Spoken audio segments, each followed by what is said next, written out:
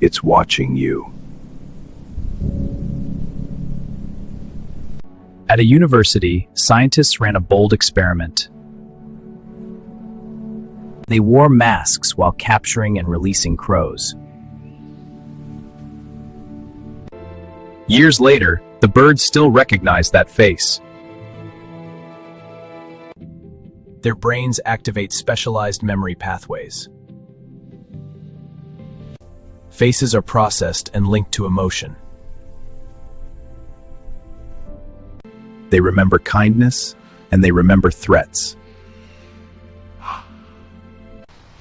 They share this information with others. This intelligence helps them survive in our cities.